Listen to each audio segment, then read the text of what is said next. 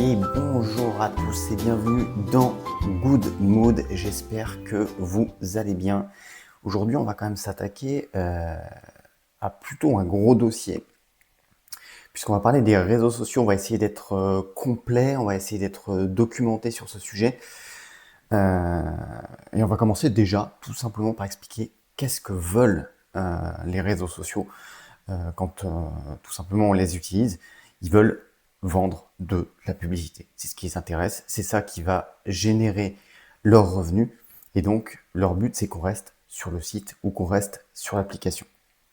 Et c'est important de comprendre en fait les évolutions finalement des réseaux sociaux, que ce soit Meta, que ce soit Twitch, que ce soit YouTube et tous les outils Google, pour en fait parler à la personne à qui on a envie de parler. C'est-à-dire que si on veut parler à sa famille, on ne va pas utiliser le même réseau social que si on veut parler à ses amis, que si on veut, à un moment ou à un autre, être vu par beaucoup plus de personnes, faire grandir une communauté, parler à ses contacts personnels.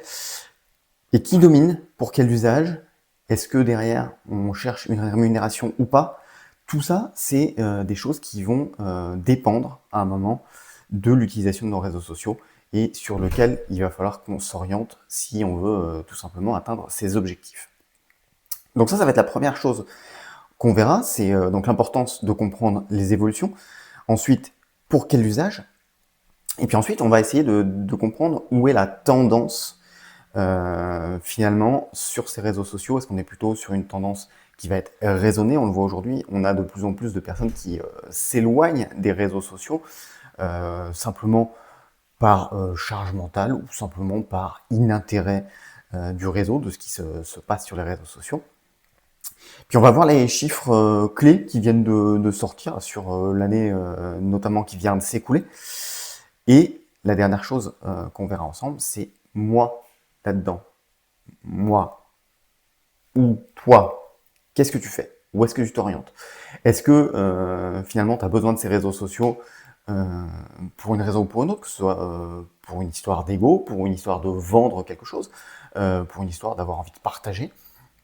Qu'est-ce que tu fais avec toutes ces informations et vers quel réseau tu vas peut-être t'orienter? Est-ce que tu vas faire plutôt de la publication en stories? Donc les stories, c'est des formats très courts, en reel, en vidéo courte, plutôt sur YouTube, plutôt sur TikTok. Voilà, c'est tout ça qu'on va voir aujourd'hui. On aura aussi un petit débat inutile sur le coup des 11 heures, puisque vous avez voté pour qu'on fasse un petit débat inutile de temps en temps. Et puis, plus légèrement, on verra un phénomène qui s'appelle la neutro. Je vous explique tout ça juste après. Donc, commençons sur les réseaux sociaux. Quels sont les réseaux sociaux les plus utilisés en France? Alors là, on est sur des chiffres de 2024. Et ben, on va le savoir tout de suite. Je m'active le chat de ce côté-là. Les réseaux sociaux sont en constante évolution. Et justement, les professionnels de la communication digitale doivent tenir compte et tenir au courant leurs clients des nouvelles tendances et des changements dans l'utilisation des diverses plateformes pour établir justement une stratégie. Ce qu'on disait tout à l'heure, on ne va pas parler de la même façon et sur les mêmes réseaux si on parle à sa famille que si on a besoin d'avoir une stratégie à long terme pour sa marque, par exemple. En tout cas, bienvenue, n'hésite pas à te présenter si tu le souhaites. Outils de communication, les réseaux sociaux, de divertissement, d'information, Internet dans son ensemble suit une évolution similaire avec une augmentation globale du nombre d'utilisateurs malgré un usage plus mesuré. Et ça, on va le voir dans une deuxième partie. Il y a un petit peu comme le dry January, enfin, le fait de ne pas boire en janvier, il y a une espèce de responsabilisation de se dire peut-être que j'ai pas besoin des réseaux sociaux si j'y allais pas pendant une journée, 2 journées, 3 journées, et parfois beaucoup plus que ça, malgré une augmentation du nombre d'utilisateurs finalement chaque année. Les réseaux sociaux restent un espace incontournable pour connecter les individus, partager des idées, explorer des nouvelles opportunités dans le monde numérique, donner son avis aussi. Parfois, c'est pas donner son avis directement en tant que créateur de contenu, mais donner son avis sur ce qui s'est passé, notamment au cinéma ou quoi que ce soit. On en parlera, pêcheur, on va en parler juste après. Alors, les classements des réseaux sociaux les plus utilisés, alors là, on va s'arrêter sur la France pour l'instant. Je pense qu'on a une communauté plutôt française. On est en 2024, on n'a pas encore beaucoup de chiffres sur 2025, quoique on va en étudier quand même un petit peu tout à l'heure. Facebook, 72,3%. WhatsApp, qui est considéré comme un réseau social, à 63,7%. Instagram, 60,3%. Facebook Messenger, 57,1%. Et Snapchat, TikTok, qui suivent dans le classement. Twitter qui est en perte de vitesse complète, Pinterest, iMessage et LinkedIn. Si on doit faire le point de la Gen Z, c'est-à-dire la génération qui peut-être est la plus active aujourd'hui sur les réseaux sociaux, pour elle, le réseau social numéro 1, c'est encore Instagram. Ce n'est pas TikTok comme on pourrait le penser. Call of 47. Les réseaux sociaux ne reflètent pas l'humanité, ils reflètent les failles humaines les plus exploitables selon moi. Je ne parle pas que de réseaux hors fonction publicitaire principale. Exact. Déjà, les réseaux reflètent qu'on a un besoin qui est gravissime, je trouve, de validation. C'est-à-dire qu'à une époque, on avait des médias classiques qui faisaient des magazines, qui faisaient de la presse, qui faisaient du podcast et qui invitaient des artistes à nous expliquer justement par où ils étaient passés, des anecdotes, etc., etc. Et le réseau social, quand il est né, il a permis à tout le monde finalement d'avoir un espace où il pouvait diffuser. Alors, soit il était vu et écouté, soit il ne l'était pas, mais en tout cas, on lui donnait cet espace. Et ça, c'est quelque chose qu'on n'avait pas. Moi, quand j'étais vraiment, justement, dans la Gen Z, bon, qui n'existait pas, enfin, ça s'appelait pas comme ça, mais quand j'avais une dizaine, quinzaine d'années, on me donnait pas le droit à la parole. Finalement, j'avais le droit à la parole dans ma famille, entre mes copains, etc. Mais j'avais pas le droit à la parole sur Internet. Jamais de la vie. Il y avait MySpace, si on veut, mais enfin voilà, il n'y avait pas ces réseaux sociaux-là, en tout cas. Avec près de 70% des jeunes qui l'ont utilisé le mois dernier, on parle d'Instagram, se place en tête des réseaux sociaux pour la génération Z. YouTube suit de près avec 62% grâce à l'attrait des vidéos, tandis que Snapchat complète le podium, utilisé principalement comme service de messagerie. Donc là, on est plus sur du personnel. On parlait tout à l'heure de quelle est l'utilisation que j'ai du réseau social. Est-ce que je cherche à communiquer avec des contacts que j'ai déjà ? Est-ce que je cherche à augmenter une communauté ou est-ce que je cherche un petit peu à parler à tout le monde, ce qui est une très très mauvaise solution en tant que professionnel de la com. Parler à tout le monde, c'est parler à personne. Voilà. Et ça se dit très facilement. Surprise, Facebook arrive en 4e position avec 51%, devant TikTok 41%.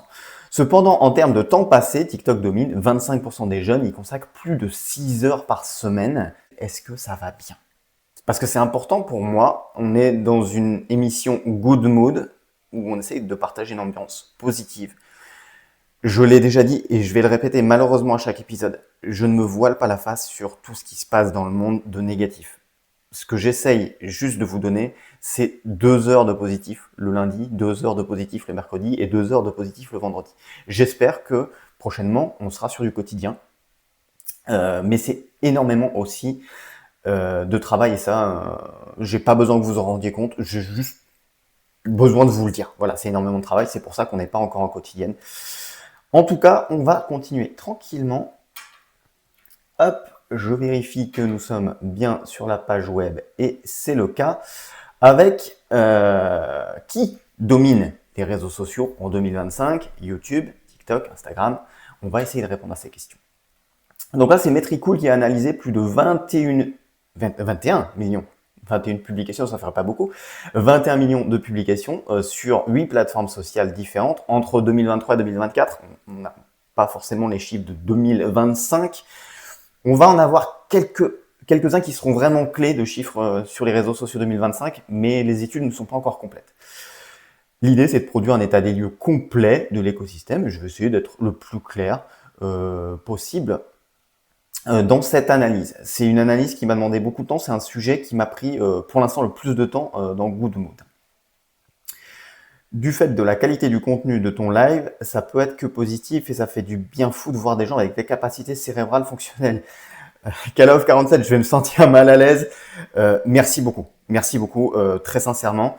Et j'espère te revoir sur Good Mood.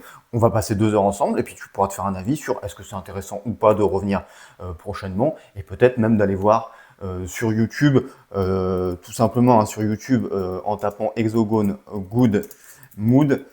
Tu verras qu'on a traité des sujets qui étaient vraiment beaucoup plus chill, notamment les dernières fois. On a parlé aussi de santé mentale, donc on est quand même sur quelque chose qui peut être relativement cérébral, mais on a aussi parlé de van life par exemple, puisque je fais de la van life. Je te suis dorénavant et je garderai tout ça, promis. Avec plaisir. L'année 2024 en tout cas a été marquée par de nombreuses évolutions dans le secteur des réseaux sociaux. L'étude annuelle menée par Metricool analyse les performances des principales plateformes et met en lumière les tendances clés à surveiller pour les créateurs de contenu et les marques. Donc les créateurs de contenu, c'est très souvent des personnes qui ont besoin de vivre de leur création de contenu. Et les marques, elles ont besoin d'avoir une nouvelle façon de communiquer, une nouvelle façon de faire leur promotion. On va pas parler de publicité, mais de promotion. C'est-à-dire qu'on va créer ce qu'on appelle une image de marque. Je le fais pour mes clients aussi. Je prends une seconde pour vous parler de ça. Je prends une toute petite seconde pour vous parler de ça. Qui sont mes clients aujourd'hui? Déjà, c'est des personnes qui partagent mes valeurs. Très important pour moi. J'ai beaucoup de mal et je refuse de travailler avec des gens qui ne partagent pas mes valeurs. Mes valeurs vont être d'un domaine environnemental, donc c'est-à-dire on fait pas n'importe quoi, on fait pas de la pollution à outrance, on évite les usages plastiques, etc. Ces personnes-là, des personnes qui vont être dans l'aventure, dans le voyage. C'est quelque chose qui m'intéresse aussi beaucoup. Quand on est sur une aventure où on va pas entre deux étapes rentrer au bureau ou rentrer chez soi, peu importe, on va avoir besoin d'aide pour faire du montage vidéo, pour publier au bon moment, etc. Pour avoir en gros les outils pour pouvoir le faire. Comment ça va ma Touloulou, à part le fait que tu n'aies pas bien dormi, puisque alors Pêcheur, ça fait très longtemps qu'on se suit. J'espère que ce format va te convenir aussi. Sache que nous reviendrons, bien sûr, en bord de mer. Nous reviendrons faire des voyages, faire de la découverte et aller à la rencontre aussi de la culture de différentes régions, de différents pays. Et Matouloulou aussi nous suit tous les matins et vraiment tes petits messages me font énormément plaisir. Donc j'espère en tout cas que tu vas bien malgré ce petit passage à vide en ayant un peu moins bien dormi. Alors, on continue, hein. Je vais un petit peu dérouler. Vivement midi la sieste. Ok, j'ai ma réponse. Alors l'analyse des principales plateformes, ça met quoi en lumière? Finalement, c'est les clés à surveiller pour les créateurs de contenu et de marque. C'est quoi les clés à surveiller? C'est ce qu'on va appeler nous le taux d'engagement, c'est-à-dire j'ai 1 million d'abonnés, mais il n'y en a que 10 qui réagissent. C'est pas une très bonne nouvelle pour moi. Par contre, si je n'ai que 60 abonnés ou 100 abonnés, mais qu'il y en a 20 ou 30 qui réagissent, c'est plus intéressant en termes de taux d'engagement. Cet état des lieux, je suis obligé de remettre le chat à chaque fois. Cet état des lieux repose sur l'analyse de 1 387 457 comptes et plus de 21 millions de publications entre septembre 2023 et septembre 2024. C'est un échantillon qui est large, qui est représentatif, on va dire, provenant de 8 réseaux sociaux, donc Pinterest, dont on ne va pas s'intéresser aujourd'hui, je suis désolé, YouTube, TikTok, malheureusement, je suis obligé de m'y intéresser, puisque c'est un réseau social qui est sorti un petit peu de nulle part, on le verra tout à l'heure. Facebook, Instagram, X, malheureusement, on ne va pas s'en intéresser non plus aujourd'hui. LinkedIn non plus. Et Twitch, qui forcément m'intéresse puisque nous sommes sur cette plateforme. Voilà. Ça permet de dégager des tendances précises sur les plateformes des différentes grandes enseignes, en fait. Alors, les performances des différentes plateformes, si on veut, en termes de portée. Portée, c'est combien de personnes vont voir chaque publication, d'interaction, donc le taux d'engagement, c'est-à-dire vous avez vu ma publication, je suis très content que vous l'ayez vue, mais est-ce que vous allez interagir, mettre un petit like, commenter, partager? Parce qu'on a des personnes qui vont se sentir mal, qui vont faire des débuts de déprime, voire de dépression, parce qu'ils ne sont pas validés. Et là, on est sur le premier... on est sur le premier dégât peut-être de ces réseaux sociaux finalement. Je ne suis pas validé, donc j'ai peur. Et ça, c'est, à mon sens, en tout cas, c'est gravissime. Hop. Vous avez le droit de ne pas être d'accord avec moi. Je dis, à mon sens, c'est gravissime d'avoir des dépressions sur les réseaux sociaux. Au sens psychologique du terme, c'est vrai que ça me paraît un petit peu dommageable que des gens qui soient de toute catégorie sociale, de toute catégorie socio-professionnelle, de tout âge, puissent se dévaloriser parce qu'ils n'ont pas la validation de leur contact. Voilà, ça reste mon avis. TikTok continue sa croissance fulgurante. Donc TikTok, position de leader en termes de visibilité et de viralité. On va voir les chiffres juste après. La plateforme a dépassé le milliard d'utilisateurs actifs mensuels, enregistrant une hausse de 70% de la portée des contenus.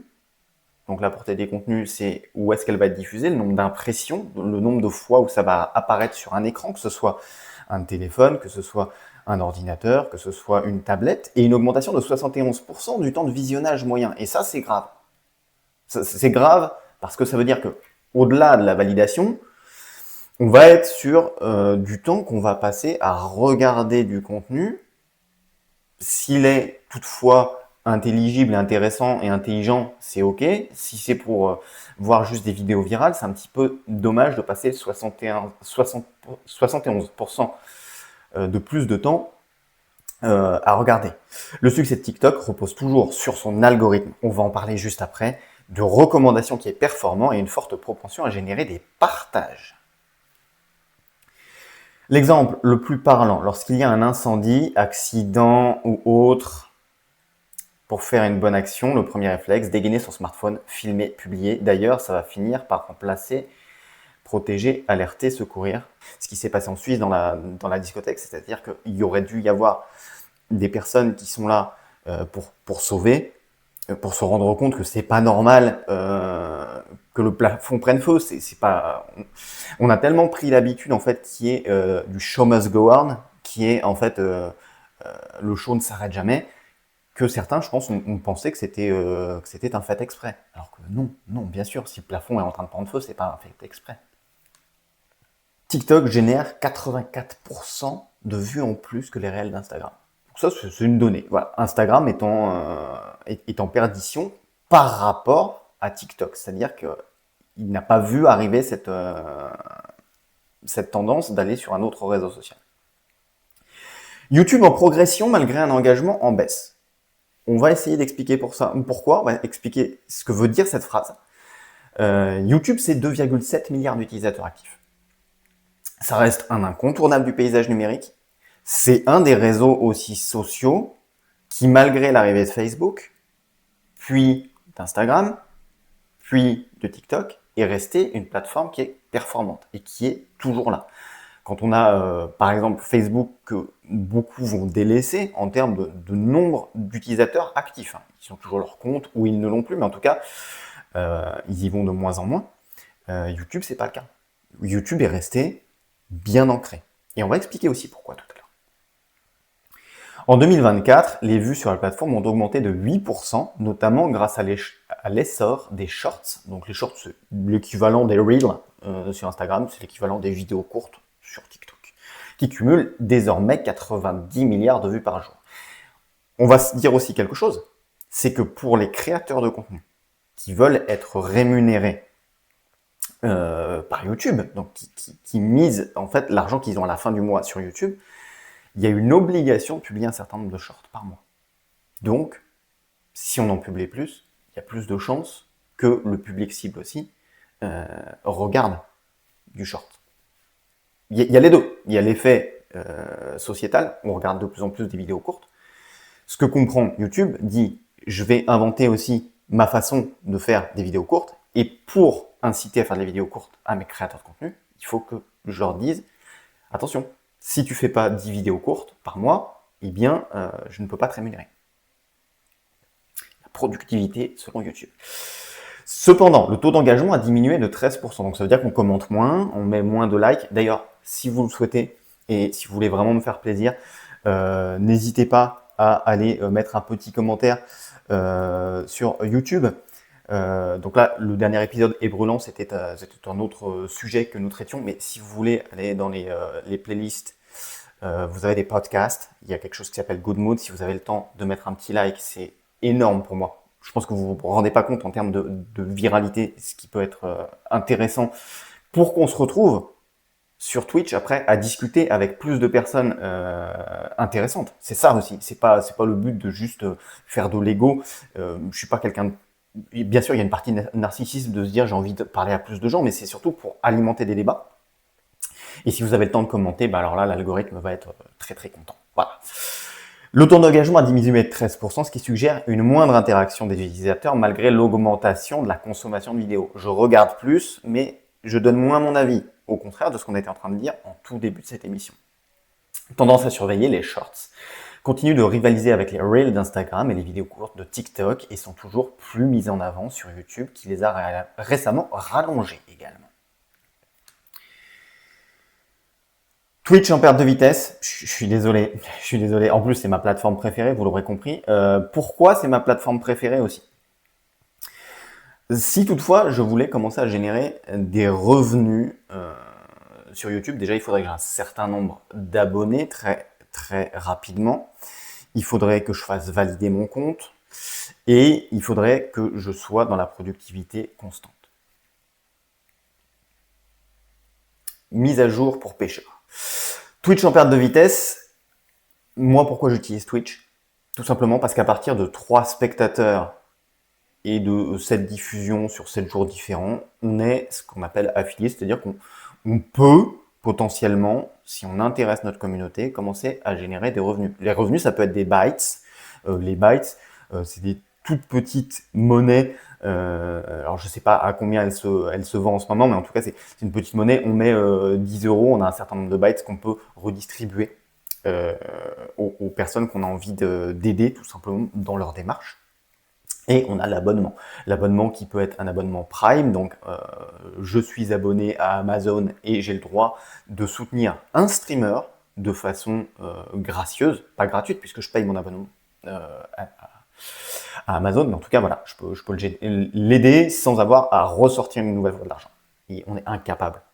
Même le meilleur des experts est incapable de vous dire quel réseau social sera le meilleur en 2026. Personne. Le néologisme vient de Corée du Sud et contracte. New et rétro. Avec le neutro, le réel n'existe plus sans le digital et le digital ne suffit plus sans le réel. Ainsi démarre 2026. On ne se contentera plus d'un simple Dry January, ce défi qui consiste à se priver d'alcool pendant les 4 premières semaines de l'année. Nos envies de détox passent aussi par le numérique et bizarrement par notre sac à main. La tendance est partie d'une jeune influenceuse qui s'appelle Sierra Campbell qui a fait le tour de la planète avec une vidéo TikTok où elle montrait le contenu de son analog bag. Son conseil à elle, c'était se déplacer avec un tote bag, donc un petit sac souvent en coton, rempli de carnets pour écrire à la main, de mots croisés, de matériel, de tricot, d'un appareil photo et de quoi faire des aquarelles. Le principe, vous l'aurez compris, consiste à trouver des artefacts du monde physique, donc des artefacts, c'est des objets du monde physique, pour combler cette peur de l'ennui apprise en ligne. Parce qu'à force d'être toujours en ligne, et finalement on s'ennuie et on trouve le temps long quand on n'y est pas. On appréciera le paradoxe, le sac analogique qui prône la déconnexion est devenu tendance grâce à sa viralité en ligne sur TikTok, un comportement purement neutro. C'est-à-dire, faites ce que je dis, pas ce que je fais. Je suis en train de publier une vidéo sur les réseaux en disant qu'il faut arrêter un peu les réseaux parce que c'est pas très très bon. En gros, c'est un peu ça. Hop, alors on continue. New et rétro. La neutro, c'est ce besoin de revisiter des éléments anciens, donc des éléments rétro, en leur appliquant des comportements numériques, donc new.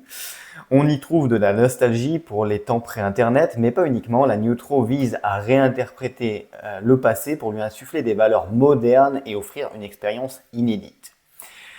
La neutro vise à réinterpréter le passé pour lui insuffler des valeurs modernes. C'est très drôle. C'est comme si je me baladais demain avec un baladeur CD, mais en me filmant et en mettant ça sur les réseaux sociaux. Ça se doit d'être à la fois novateur et ancré dans le passé. Entre IRL et monde numérique, il s'agit vraiment d'une hybridation. Alors, d'ailleurs, si on reste en 2026, il est de bon ton de qualifier le monde réel d'analogique. On dit plus monde réel, on dit monde analogique. Un adjectif qui s'oppose donc du coup au numérique. Adjectif qui emprunte pourtant, qui est aussi emprunté à un registre technologique. Dans le neutro, il y a ce paradoxe. On cherche à se déconnecter des écrans, certes, et on veut retourner au monde réel, ok, mais on a surtout besoin de maîtriser les techniques du numérique pour le faire savoir. J'ai mon sac avec des carnets de notes, avec du tricot, avec un appareil photo, mais je fais bien voir ça sur les réseaux sociaux. En mode pré-internet, en utilisant les outils numériques, la neutro se manifeste aussi par l'emballement autour des esthétiques pré-internet. On pense à Stranger Things, la série la plus vue au monde, qui a dépassé Squid Game avec plus de 1,3 milliard de vues. Son intrigue, comme elle se déroule entre 1983 et 1987, on est dans une société sans internet ni téléphone portable. Les jeunes héros communiquent par talkie-walkie, les parents avec des téléphones fixes et des téléphones à cadran dans un monde où disparaître signifie vraiment disparaître et où il est impossible de géolocaliser sa progéniture.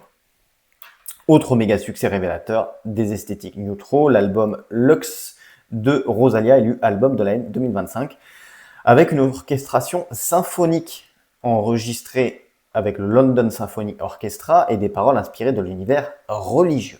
L'album a été salué jusqu'au Vatican. Le son revendique un craft à l'ancienne. Pourtant, son succès international a bénéficié d'une promotion oscillant magistralement entre le online et le offline, donc c'est-à-dire sur Internet et hors Internet. Prenons pour seul exemple son lancement le 20 octobre 2025. Rosalia a fait un stream sur Instagram avec 100 000 spectateurs quand même. Une traversée en voiture de sa ville, Madrid. La star devait être déposée dans la foule au pied d'écran géant qui allait révéler la pochette de son nouvel album. Une opération physique qui a circulé en boucle sur les réseaux. Ainsi, l'album le plus romantico-religieux rétro-futuriste de l'année a bénéficié d'une magistrale campagne online et offline. C'est ce qu'on dit aussi quand on est professionnel média, c'est que c'est bien d'avoir les deux, d'avoir encore même du prospectus papier ou de la carte de visite. Si en plus la carte de visite est recyclable, c'est encore mieux. Et bien sûr d'être sur les réseaux sociaux et d'être sur Internet. Le label analyse l'exploit en ces termes. Rosalia n'a pas dépensé des millions, elle s'est présentée, a fait un stream et a créé un moment organique unique. Rosalia a transformé son album en un mème national. On a aussi des influenceurs qui déconnectent pour mieux se reconnecter. Même les influenceurs ne restent plus derrière leurs écrans et tâchent d'incarner dans des événements physiques leur notoriété en ligne. Les fans adorent une étude, The Influencer Marketing Factory, parue en septembre 2025, révèle que 95% de la Gen Z et des millennials veulent transformer leurs interactions online en expériences réelles et que 40% des utilisateurs de réseaux sociaux ont déjà assisté à au moins un événement qu'on appelle IRL, donc In Real Life, organisé par un créateur en 2025. Par ailleurs, 65% des non-participants se disent ouverts à y assister. C'est-à-dire que même ceux qui n'ont pas été cette année se disent « Ah, pourquoi pas y aller, ce serait sympa ». Voilà, l'influenceuse américaine Emma Chamberlain, après avoir lancé sa marque de café, a ouvert un lieu à Los Angeles pour simple exemple. Ainsi, les désirs nés sur le digital retrouvent une existence dans la vie réelle et les utilisateurs sont prêts à payer ce qu'ils obtiennent gratuitement en ligne pour être un événement physique. Et ça, c'est intéressant au niveau des données, au niveau de la façon dont consomme Internet, la nouvelle génération notamment. Est-ce que tout va bien? Est-ce que je vous ai perdu avec tous ces chiffres? Est-ce que ce petit moment là sur la neutro vous a intéressé ou pas? Avant qu'on continue tranquillement notre route avec des chiffres clés qui pour le coup sont un petit peu plus actuels, qui sont ceux de 2025. Hop. Chiffres clés 2025 sur les réseaux sociaux. Alors, Facebook, YouTube, Instagram, en 2025, les réseaux sociaux les plus utilisés au monde sont connus depuis plus d'une dizaine d'années. ça, c'est le petit récap. Mais le paysage social média est en constante évolution et de nouveaux acteurs émergent pour grignoter des parts de marché aux plateformes traditionnelles, à l'image donc de TikTok dont on parlait tout à l'heure, dont la popularité a explosé. D'autres réseaux semblent en perte de vitesse comme Twitter, qui était devenu X, qui peine à trouver son nouveau modèle et à se réinventer. Pour y voir plus clair dans ce riche environnement des réseaux sociaux, nous avons mis en place des pages recensant les statistiques les plus marquantes de chaque plateforme. Donc là, on est sur le blog du modérateur, ainsi qu'une page rassemblant les principaux chiffres, comme la fréquentation, le nombre d'utilisateurs actifs, les usages favoris. Alors, les chiffres clés, on va les voir très rapidement. Plus de 35% du temps passé sur Internet l'est sur les réseaux sociaux. Près de la moitié des utilisateurs s'en servent pour rester en contact avec la famille ou des amis. Donc ça, c'est 50,8%. 39% ils vont pour passer du temps et 34,5% pour s'informer. Donc, est-ce que les réseaux sociaux seraient devenus aussi une source d'actualité? On peut penser que oui. Il y a 8,2 milliards d'habitants sur la planète, donc 5,78 milliards sont donc du coup sur Internet. 5,24 milliards d'utilisateurs actifs peuplent les réseaux sociaux, soit 63,9% de la population mondiale, c'est énorme. Entre janvier 2024 et janvier 2025, il y a eu 200 millions d'utilisateurs de réseaux sociaux en plus dans le monde, c'est 4,1% de plus entre 2024 et 2025. Les usagers d'Internet âgés de 16 ans et plus passent en moyenne 2h21 par jour sur les réseaux sociaux en février 2025, soit 2 minutes de moins que l'année précédente. Peut-être que ça va avec notre phénomène de vouloir aussi assister à des événements physiques. En moyenne, les utilisateurs de réseaux sociaux possèdent 6,8 comptes sur différentes plateformes. Donc ils ne sont pas que sur Facebook ou que sur Instagram ou que sur TikTok, ils en ont environ 7. 45,4% des personnes présentes sur les réseaux sociaux sont des femmes, 54,6% sont des hommes. Voilà, histoire de faire une petite parité.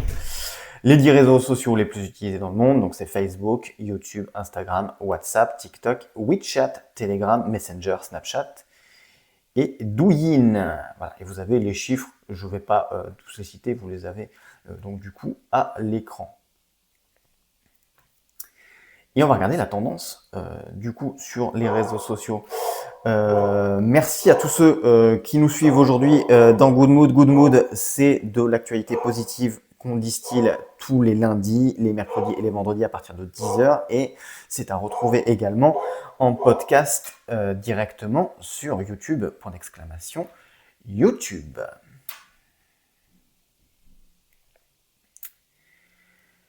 Retrouver toutes les tendances des réseaux sociaux en 2026. Donc ça, c'est comment on peut se placer, nous, aujourd'hui, en tant que personne. Est-ce qu'on a besoin de parler plus à sa famille, à ses amis, à ses contacts? Est-ce qu'on a besoin de développer une audience?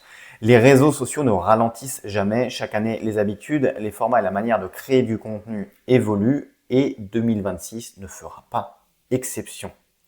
Les plateformes continuent d'ajuster leurs algorithmes. Les utilisateurs recherchent toujours du contenu utile et authentique. Donc ça, c'est ce que tu nous disais tout à l'heure, Call-Off 47. C'est ça qu'on cherche, du contenu utile aussi, du contenu intelligible. La concurrence pour se démarquer ne fait que s'intensifier. Alors comprendre la direction que prennent les réseaux sociaux est essentiel pour ne pas rester à la traîne, si toutefois on en a besoin, bien sûr. On parlait tout à l'heure aussi du fait de, si je n'en ai pas besoin, peut-être qu'il ne faut pas aller sur les réseaux sociaux tout simplement. La bonne nouvelle, si vous connaissez ces tendances, vous pourrez rapidement vous adapter et tirer parti de ce qui se profile et ce qui est le plus intéressant pour vous. Nous avons donc rassemblé les tendances des réseaux sociaux pour 2026. Celles qui vont vraiment marquer le rythme de cette année. Donc ça, c'est Metricool, hein. C'est une agence de statistiques qui nous a donné déjà les statistiques sur les précédentes années et qui est peut-être le meilleur indicateur. Mais comme je vous le dis, hein, personne n'est capable de vraiment savoir s'il n'y a pas quelque chose qui va sortir en 2026 qu'on n'avait pas du tout prévu ou quel réseau social sera vraiment le plus utilisé. J'espère un jour me tromper et quelqu'un le fera, mais pour l'instant, on ne le sait pas. Anticiper donc du coup ces tendances et commencer à travailler votre stratégie dès aujourd'hui si toujours vous en avez besoin. L'IA, intelligence artificielle, d'outils à copilote.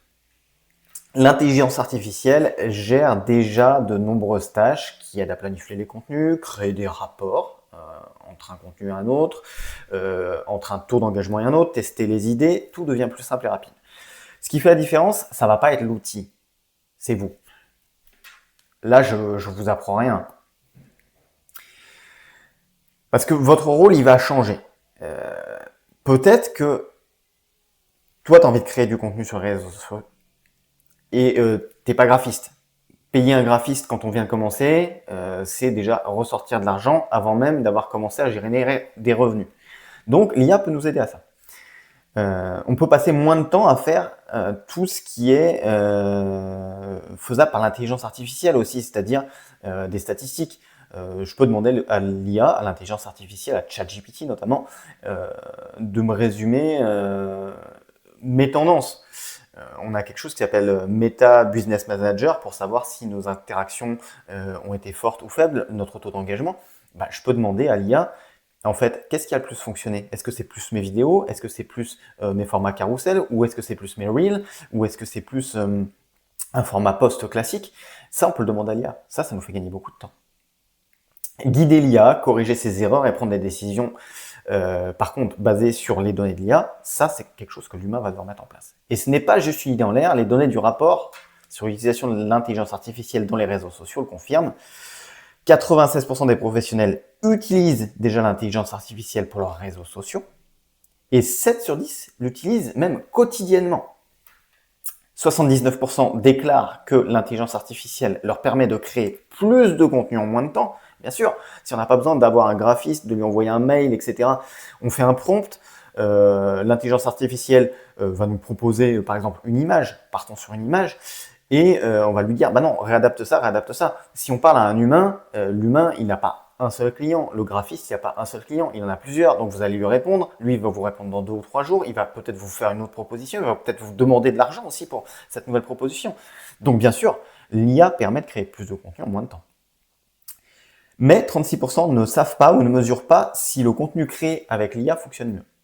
Donc ça, c'est quelque chose sur lequel il va falloir s'attarder un petit peu quand on est créateur de contenu. Parce que si je ne sais pas si mon public voit que ça a été fait avec de l'IA ou pas, et si on ne sait pas si en fait il est intéressé ou pas par ça.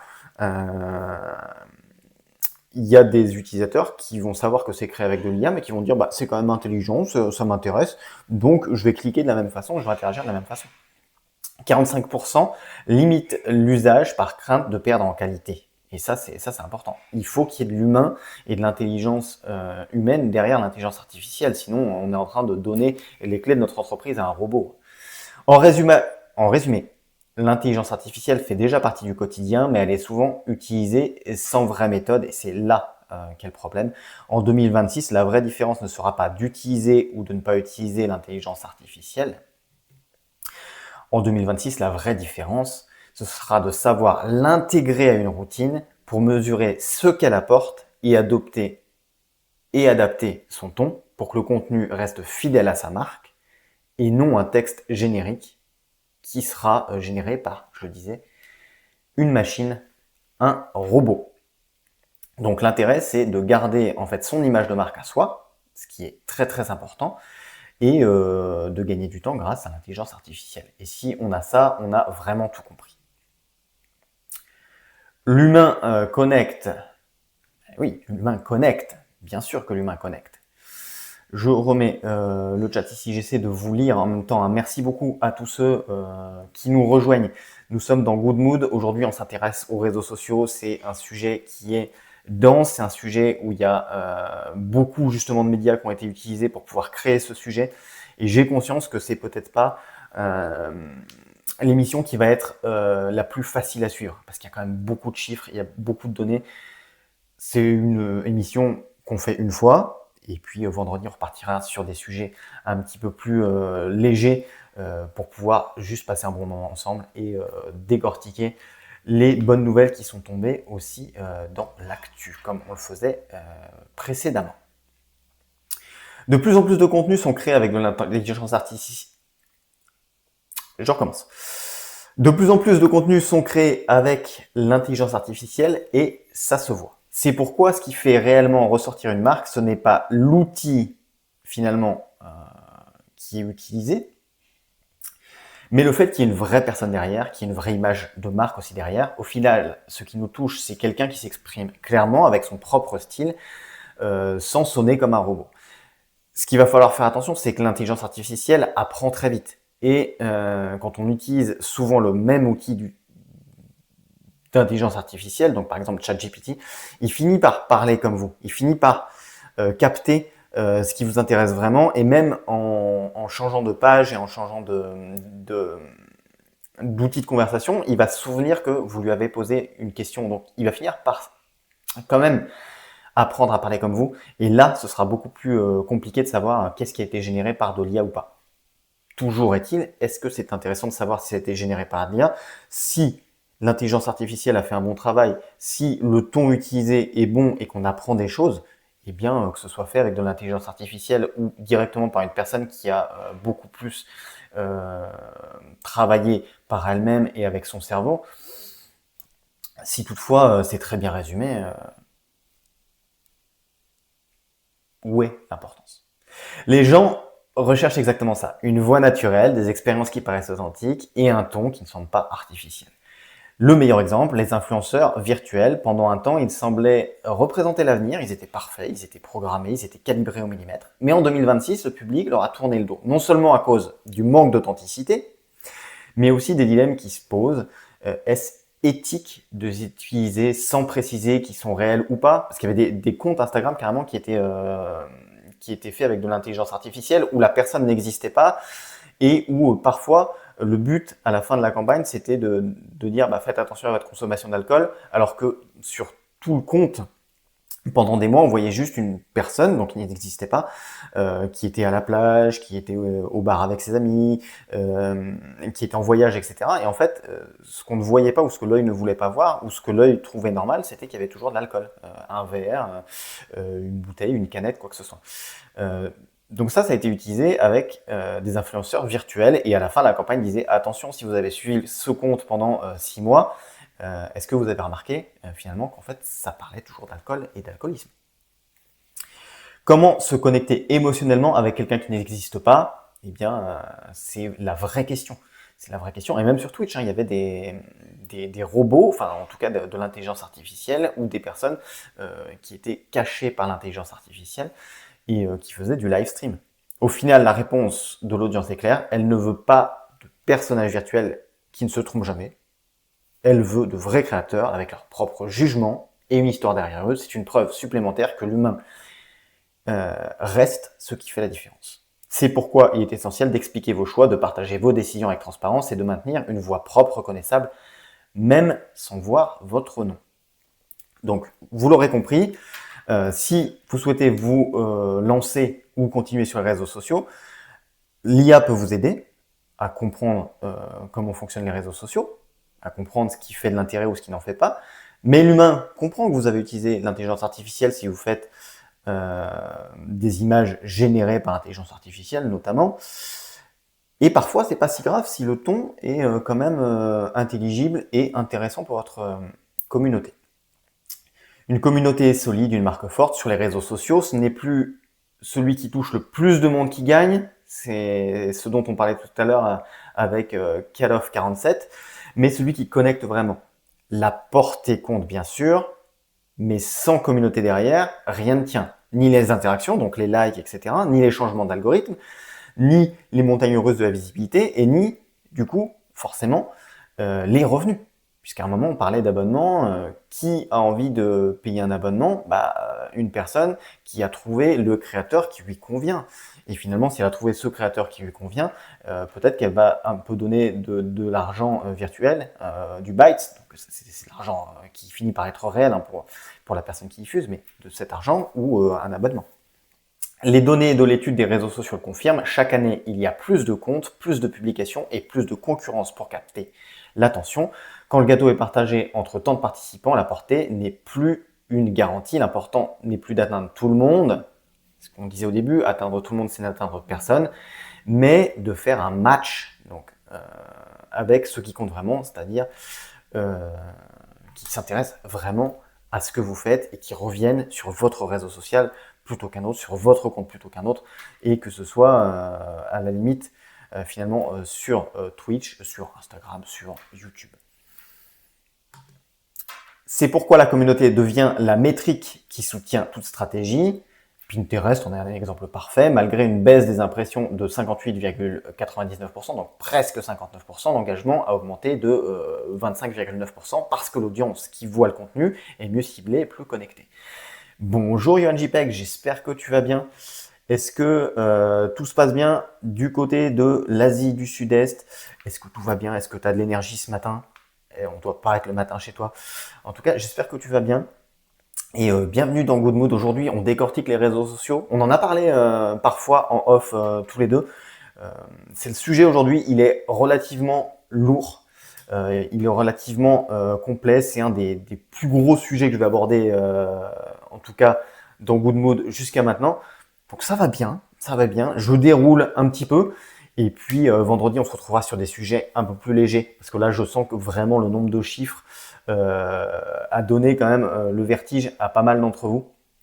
Et j'espère en tout cas que pour ceux qui nous ont découvert aujourd'hui, vous reviendrez voir quand même Good Mood, qui n'est pas toujours une machine à chiffres. Là, c'est vraiment l'idée de pouvoir vous donner des clés si toutefois vous voulez vous lancer sur les réseaux sociaux et juste comprendre comment fonctionnent les réseaux sociaux.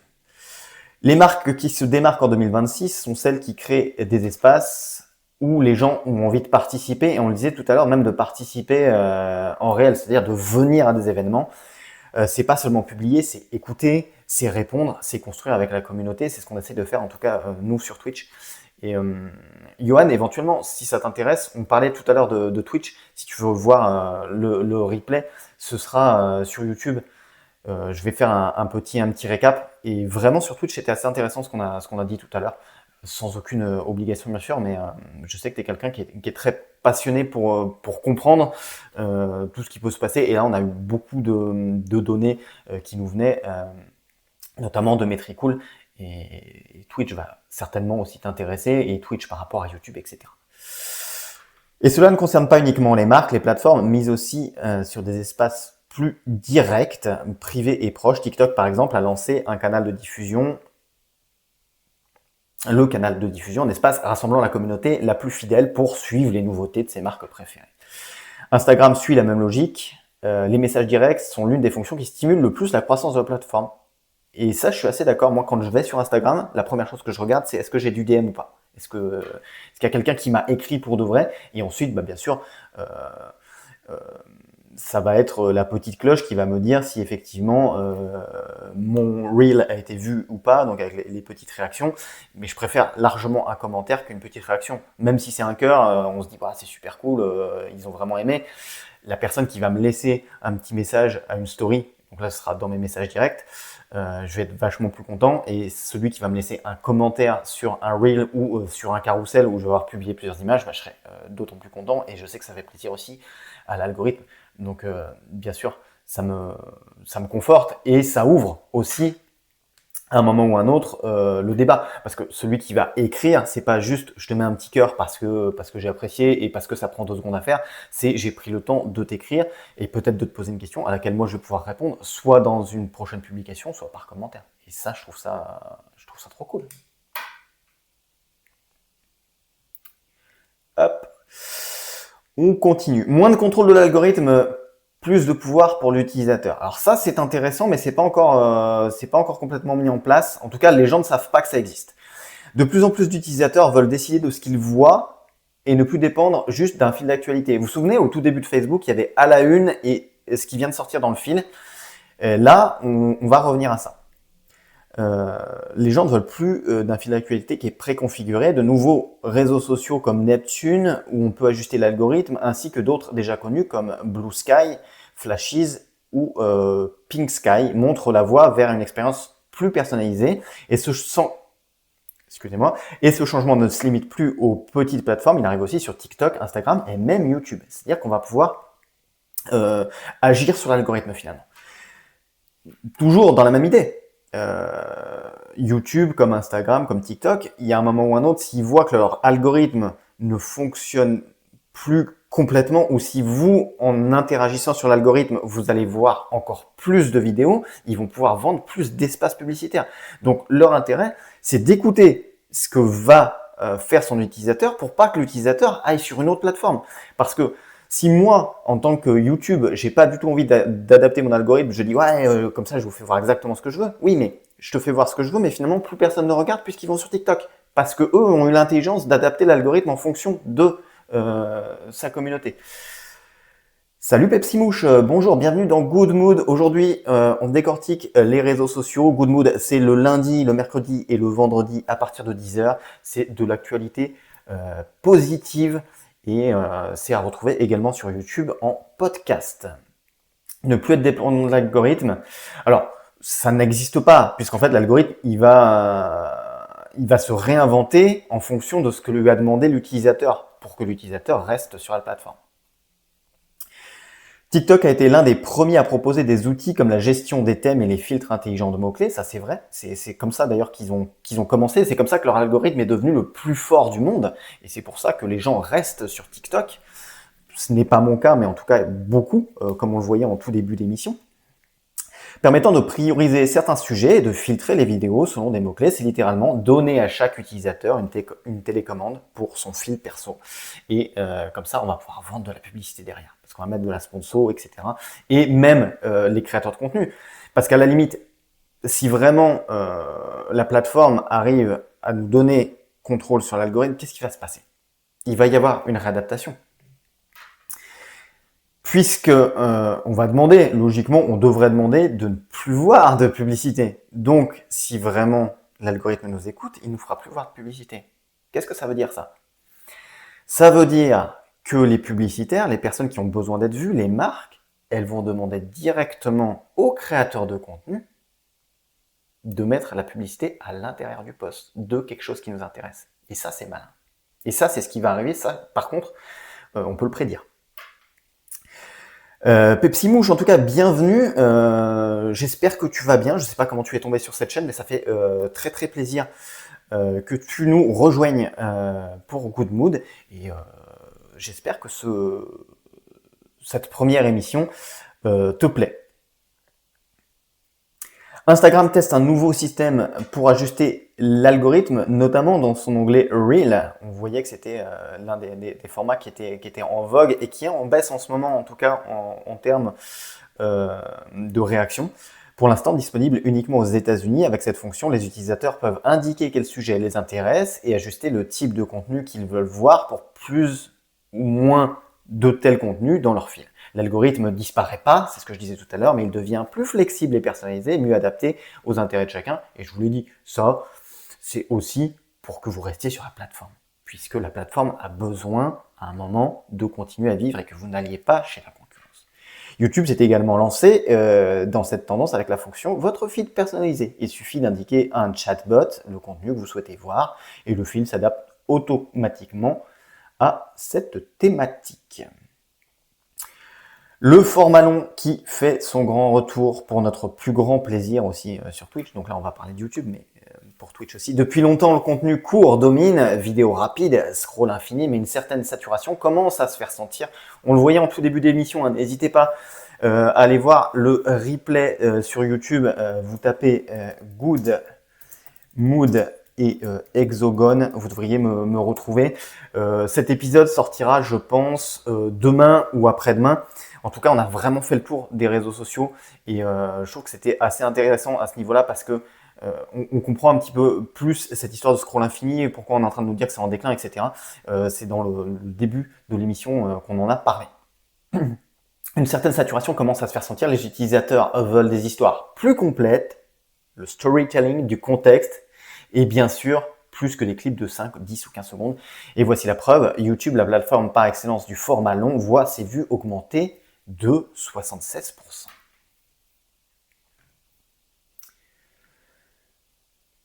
TikTok permet depuis un moment des vidéos allant jusqu'à 10 minutes et Instagram a allongé les Reels jusqu'à 20 minutes. Cela ne veut pas dire que les formats courts ne fonctionnent plus. Un réel rapide et divertissant reste parfait pour attirer de nouvelles audiences, mais ce n'est plus le seul format efficace et il y a un moment ou à un autre, en fait, on a besoin d'être attiré par quelque chose, et puis ensuite de savoir ce qui se passe autour de ce quelque chose. On a été attiré, on nous a posé une question qui nous a titillé, et puis maintenant on a besoin de comprendre pourquoi cette question s'est posée, pourquoi le créateur il me parle de ça. Et c'est avec des formats un petit peu plus longs qu'on va pouvoir répondre à ça, notamment du podcast comme on est en train de faire aujourd'hui. Les influenceurs, comme les acteurs, comme les comédiens, nous le disent, il faut une certaine partie de ridicule, et le ridicule flirte aussi avec le génie parfois. Osez vous lancer, et je trouve que là-dessus, il y a vraiment beaucoup de personnalités qui nous aident à nous sentir bien finalement et aller sur YouTube.